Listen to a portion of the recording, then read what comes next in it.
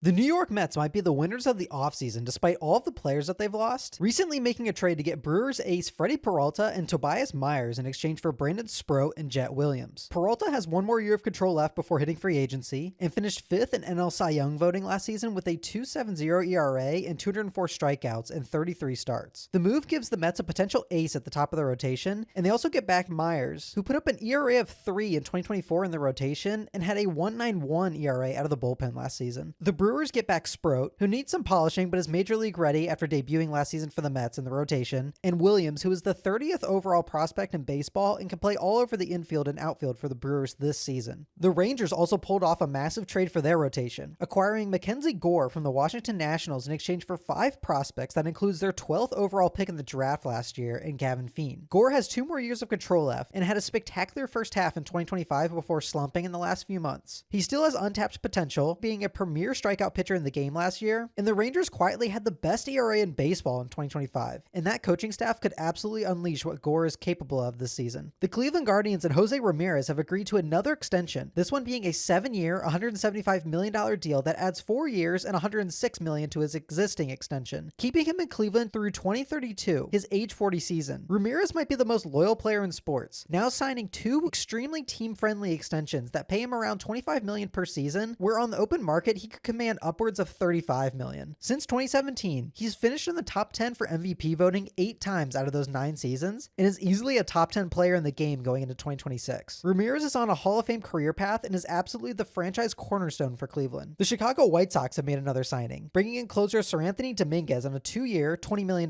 deal. The White Sox have been one of the more active teams in free agency, after bringing in Munetaka Murakami, Anthony Kay, Luis Angel Acuna, and Sean Newcomb. After trading Luis Robert and the $20 million he was owed this year, they've reinvested the money into a team that isn't quite ready to compete, but are actively trying to improve their roster this offseason. The Minnesota Twins have made a pair of signings, bringing back reliever Taylor Rogers on a 1-year deal and catcher Victor Caratini on a 2-year contract. Taylor pitched his first 6 seasons in Minnesota and had a solid year with Cincinnati last season before getting traded to the Cubs. We've had some major moves happen over the past few days, so follow me here and I'll make sure you're up to date on all the biggest baseball news.